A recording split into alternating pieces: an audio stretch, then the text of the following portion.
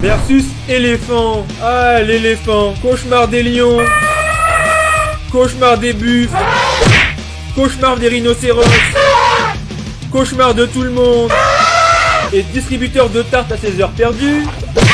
Avec l'éléphant, je ne sais même pas par où commencer quand je vois ces images d'un crocodile qui attaque un éléphant. Ça semble être l'une des choses les plus débiles à faire quand on sait qu'on a affaire au Big Boss, car avec ses 6000 kilos à la balance et plus de 3 mètres de haut, l'éléphant de savane d'Afrique est absolument capable d'exercer un terrible écrasement de tête à tout individu qui s'avère être son ennemi. Et ajouter à ça premièrement un caractère qui peut très vite respirer la haine et la violence sans limite, deuxièmement des défenses légendaires pouvant transpercer l'insolence en un seul coup, et dernièrement l'éléphant peut entrer en must, l'état de violence ultime de l'éléphant mâle, qui correspond à une montée folle de ses hormones, le transformant d'être tranquille qu'il ne faut juste pas faire chier, en un fils de Satan extrêmement violent qui transpire le liquide de la colère et du manque de sexe. Pour vous donner une idée du truc, sa testostérone qui contrôle son agressivité et ses besoins de reproduction augmente de 60 fois par rapport à son niveau normal. Un tel état que les biologistes ont toutes les peines du monde à pouvoir étudier, car toute tentative de s'approcher de l'incarnation animale de l'homicide volontaire en chien de relation sexuelle et l'éléphant en meuse résulterait en une mort immédiate avec chacun de leurs os complètement brisés. L'explication de cet état est la rareté de la période en chaleur de la femelle éléphant, à peu près une fois tous les 4 à 5 ans. Donc quand il y a une opportunité de recevoir l'amour de la femelle du coin, tous les mâles se comportent comme des kékés sur les applis de rencontre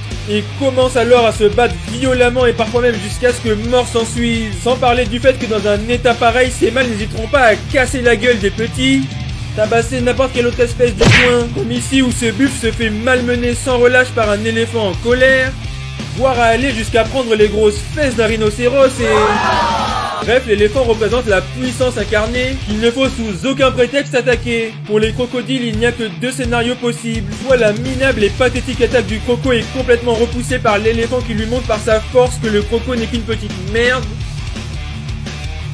soit l'éléphant a le meurtre dans la tête et là, peu importe qui il est et à quel point il est costaud, il se fera piétiner et violenter et n'ira qu'à un seul endroit après ça, le ciel de ses ancêtres reptiles. La pluie d'araignées. Sachez que j'ai moi-même la trouille de ces bestioles sataniques, mais bref. En Australie existe un phénomène absolument horrible et terrifiant pour tout arachnophobe qui se respecte. La pluie d'araignées qui se déroule au mois d'août après les pluies d'été. Pour éviter de se noyer en étant sur un sol gorgé d'eau, ces démons à 8 pattes se hissent en haut des arbres, puis se jettent dans le vide en tissant la toile qui sort de leurs petites fesses. Le vent les apporte alors aléatoirement quelque part et pour certains ce voyage dans les airs peut les amener plusieurs kilomètres plus loin. Le problème avec l'Australie, c'est qu'ici tout est organisé par le diable. Du coup, au lieu que ce phénomène se déroule comme dans d'autres endroits de la planète, genre avec une ou deux araignées ici et là, ce sont des milliers voire des millions d'araignées qui sont dans les airs au même endroit et au même moment. Un Australien qui a vécu cette horreur nous raconte qu'il est sorti se balader après une averse quand le soleil est revenu. Il a d'abord vu une araignée volant devant son visage, puis en levant la tête, il a vécu le cauchemar de sa vie en voyant des milliers d'entre elles flotter dans les airs au-dessus de lui. C'est ce qui est arrivé en 2015 dans la ville de Goulburn qui s'est retrouvé totalement envahi par ces créatures atroces. Putain, j'aurais eu une crise cardiaque directe en sortant de chez moi. La pieuvre à anneaux bleus. Par pitié, si vous souhaitez avoir une belle vie longue et heureuse, ne soyez pas aussi stupide et ignorant que cette touriste américaine qui n'a pas réalisé qu'elle était en train de jouer avec l'une des créatures les plus dangereuses de l'océan. Cette pieuvre de 5 petits centimètres de long adore traîner son petit corps maléfique dans les récifs peu profonds et mord tout ce qui a l'air un peu trop suspect à son goût, comme votre main qui cherche des coquillages ou votre pied d'insolent qui se promène dans son territoire. Ce joli tueur tentaculaire a suffisamment de venin pour gifler 26 humains vers l'au-delà, car la tétrodotoxine qu'il vous injecte est un poison ultra rapide qui bloque toutes les communications de votre système nerveux, qui vous laisse conscient mais incapable de bouger. D'où vient la partie la plus horrible car vos poumons ne peuvent plus fonctionner, donc votre seule chance de survivre est que quelqu'un vous fasse un massage cardiaque sans s'arrêter jusqu'à ce que les secours arrivent. Donc s'il vous plaît, respectez la règle du « si ça a des couleurs vives et brillantes, foutez-lui la paix bordel de merde ». La tueuse araignée à toile entonnoir de Sydney. Celle-là est l'incarnation de tous vos cauchemars d'arachnophobes. L'araignée à toile entonnoir de Sydney est l'araignée la plus dangereuse d'Australie. Car non seulement son venin est l'un des plus toxiques du monde, mais il a aussi la particularité de n'être mortel que pour les humains et les primates. Aucun autre mammifère, ni les chiens, ni les chats, ni les souris ne peuvent mourir de ce venin qui ne leur fait que dalle. Ce venin à but défensif a été aléatoirement construit par la nature pour tuer en moins de 30 minutes humains ou primates qui feraient un peu trop le mariole. En osant exister sur le territoire de cette sale bête. Ajoutez à ça le fait que les mâles de cette espèce sont nomades et se baladent H24 à la recherche de femelles, dans les forêts mais aussi chez vous dans les zones urbaines dans un rayon de 100 km autour de Sydney, et vous comprendrez pourquoi c'est l'araignée la plus dangereuse, capable avec ses longs crochets aussi grands que ceux de serpent, de vous injecter une énorme dose de neurotoxines qui attaque votre système nerveux et détruit le fonctionnement même de vos organes en seulement quelques minutes. Les symptômes sont extrêmes avec des spasmes musculaires violents, des palpitations, des vomissements de toutes vos tripes, des vertiges, un œdème cérébral, une belle mort atroce quoi. Le requin bulldog. Oubliez cette grosse pipe de grand requin blanc ainsi que son bolos de pote le requin tigre. Sont tous deux souvent pensés comme les requins les plus dangereux. Bah c'est des conneries les amis. Juste oubliez ces chiffres molles. Le requin le plus dangereux, agressif et terrifiant en Australie, c'est le requin bulldog. Il peut atteindre 200 kg pour 3 mètres de long et son danger provient non seulement du fait qu'il déchique absolument tout ce qui bouge, mais surtout que ce requin vit et chasse partout, dans les estuaires, dans les rivières d'eau douce et dans les eaux peu profondes et salées des côtes. En gros, ce tank à nageoire est naturellement proche et prêt à croquer votre gros crâne si son ventre est vide. Possesseur de la morsure la plus puissante de tous les requins, ce fou furieux n'hésite pas à chasser proche des tout-puissants hippopotames et même à leur foutre un petit coup de pression. Il a même l'insolence de croquer la patte du crocodile marin.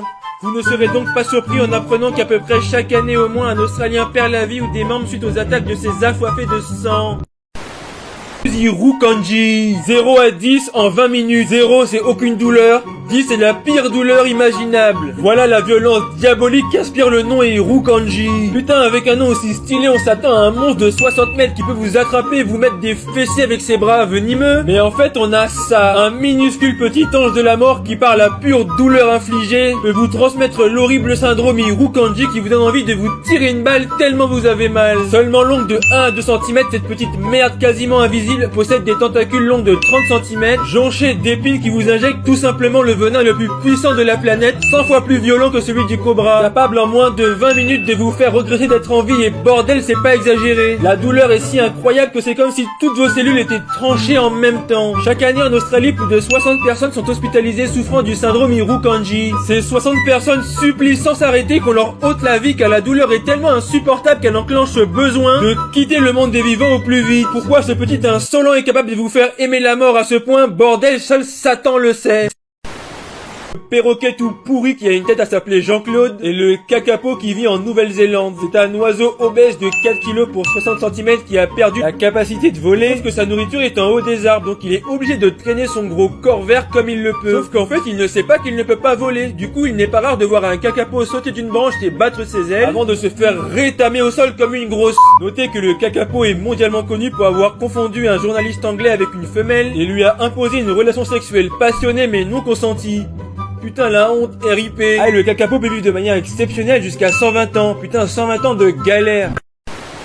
Je vais vous expliquer pourquoi le guépard est la plus grosse arnaque de toute la savane. Le guépard, c'est comme quand vous voyez un cookie mais qu'en le mangeant vous êtes dégoûté car c'est un cookie au raisin et pas au chocolat. C'est l'animal le plus rapide du monde avec 110 km/h de pointe, mais c'est tout en fait. Trop faible pour défendre sa proie avec ses 50 petits kilos, le guépard se fait littéralement racketter H24 par les lions qui lui foutent des tartes dans la gueule, par les hyènes qui même toute seule va piquer son morceau sans pression parce qu'elle sait que les guépards ne sont que des petites fiottes. Putain, même les vautours qui sont trop nuls pour chasser profitent du fait qu'il est en surchauffe après avoir couru, viennent chier sur ce félin du dimanche. Pourtant le léopard est l'exemple du félin léger intelligent qui lui se tire en haut des arbres avec sa proie pour ne pas se faire violenter, et dans sa course à la vitesse le guépard a perdu ses griffes rétractables et donc ne peut plus grimper aux arbres avec sa proie. Il est donc condamné à se faire casser la figure sur la terre ferme. Notons que 70% des petits vont crever avant même leur premier anniversaire, notamment bouffés par des lions, et écoutez son rugissement le plus terrifiant.